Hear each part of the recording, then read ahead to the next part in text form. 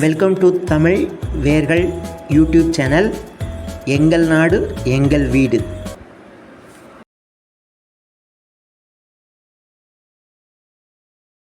ஒரு வெயில் பிரகாசிக்கும் காலை வேளையில் குரங்கு, பறவைகள் மற்றும் முயல் ஒரு வேடிக்கையான யோசனையை கொண்டிருந்தன. பழப்பண்ணைக்குச் சென்று மிகவும் ஜூசியான பழங்களை கொண்டு வருவோம், குரங்கு பரிந்துரைத்தது. அனைவரும் உற்சாகத்தில் கைதட்டினர். ஆனால் பண்ணை ஒரு அகலமான ஆற்றின் குறுக்கே இருந்தது. அவர்கள் ஒரு சிறிய மரப்படகில் ஏறினர். குரங்கு துடுப்பு போடுவதும் முயல் ஓட்டுவதும் பறவைகள் மேலே பறக்கும் ஒன்றாக அவர்கள் மறுபுறம் சென்று மகிழ்ச்சியுடன் வெளியே குதித்தனர். பண்ணையில் வேடிக்கை தொடங்கியது. குரங்கு மரத்திலிருந்து மரத்திற்குச் சென்று பெரிய மஞ்சள் வாழைப்பழங்களை பறித்தது. முயல் சுற்றி துள்ளி குதித்து பளபளப்பான சிவப்பு ஆப்பிள்களை சேகரித்தது. பறவைகள் மேலே உயர்ந்து மிக உயரமான புதர்களில் இருந்து இனிப்பு பழங்களை பறித்தன. அவர்கள் அனைவரும் தங்கள் பழங்களை படகில் வைத்தனர். விரைவில் அது சுவையான பழங்களால் குவிக்கப்பட்டது. மகிழ்ச்சியாகவும் சோர்வாகவும் அவர்கள் வீட்டிற்குச் செல்லத் தயாராக படகில் மீண்டும் ஏறினர். ஆனால் அவர்கள் துடுப்பு போடத் தொடங்கியதும் படகு தள்ளாடத் தொடங்கியது. ஐயோ, நாங்கள் மிகவும் கனமாக இருக்கிறோம் என்று முயல் கத்தியது. விளிம்பில் தண்ணீர் தெறித்தது. குரங்கின் கண்கள் விரிந்தன. இதை சரி செய்யாவிட்டால் நாங்கள் மூழ்கிவிடுவோம். பறவைகள் விரைவாக கிண்டல் செய்தன. கவலைப்படாதே, நாங்கள் உதவுவோம். பாதி பழங்களை எடுத்துக்கொண்டு வீட்டிற்கு பறக்கலாம். அது படகை இலகுவாக்கும். அனைவரும் ஒப்புக்கொண்டனர். பறவைகள் மெதுவாக பழங்களை தங்கள் நகங்களில் எடுத்துக்கொண்டு வானத்தில் பறந்தன. படகு மிகவும் இலகுவாக இருந்ததால் குரங்கும் முயலும் பாதுகாப்பாக ஆற்றின் குறுக்கே துடுப்பெடுத்தாடின. அவர்கள் வீட்டை அடைந்ததும் நண்பர்கள் மிகுந்த மகிழ்ச்சி அடைந்தனர். குழுப்பணிக்கு ஹூரே என்று குரங்கு உற்சாகப்படுத்தியது. அவர்கள் பழங்களை பகிர்ந்து கொண்டனர், சிரித்தனர். இதுவரை இல்லாத அளவுக்கு சுவையான பழவிருந்தை நடத்தினர்.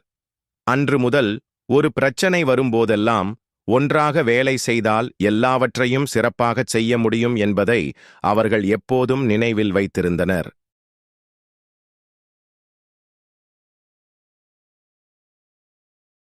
ஒரு நாள் வெயில் மிக்க மதியம், ஒரு சிறிய கிராமத்திற்கு அருகில் ஒரு புத்திசாலி காகம் சாப்பிட சுவையான ஒன்றைத் தேடி பறந்து கொண்டிருந்தது. பரபரப்பான சந்தைத் தெருவில் அது உயரமாக உயரும்போது ஒரு சுவையான வாசனை காற்றில் நிற்க வைத்தது. அது பாட்டியின் இனிப்புக் கடையிலிருந்து வந்தது. அன்பான வயதான பெண்மணியான பாட்டி வாடிக்கையாளர்களுக்கு சேவை செய்வதில் மும்முரமாக இருந்தார். மேலும் ரகசிய காகம் கீழே விழுவதை கவனிக்கவில்லை.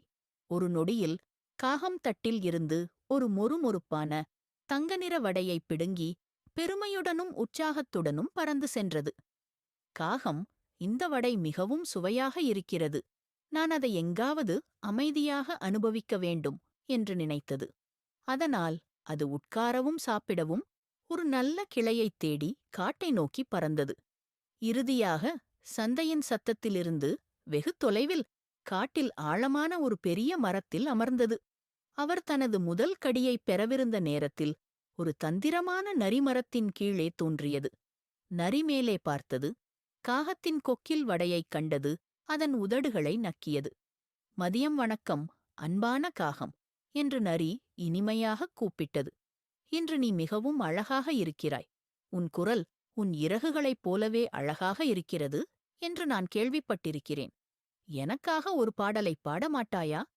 நரியின் அன்பான வார்த்தைகளால் பெருமையடைந்து தனது மார்பைத் துடைத்தது. நிச்சயமாக நான் பாட முடியும் என்று நினைத்தது. பாடுவதற்காக அவன் தன் கொக்கைத் திறந்தது. வடை நேராக தரையில் விழுந்தது. மின்னல் போல் வேகமாக நரிவடையைப் பிடித்து சிரித்தது. பாடலுக்கு நன்றி, அன்பான காகம் என்று அவன் புன்னகையுடன் சொன்னான். ஆனால் வடை இன்னும் சிறப்பாக இருந்தது. காகம் ஆச்சரியத்தில் கண் சிமிட்டியது. தான் ஏமாற்றப்பட்டதை உணர்ந்தது. நரி சிற்றுண்டியுடன் மகிழ்ச்சியுடன் சென்றது. காகத்தை பசியாகவும் விட்டுச் சென்றது. அன்று முதல் காகம் நினைவு கூர்ந்தது. அந்நியர்களின் பாராட்டுக்களில் கவனமாக இரு, குறிப்பாக உன் கொக்கில் சுவையான ஒன்றை வைத்திருக்கும்போது.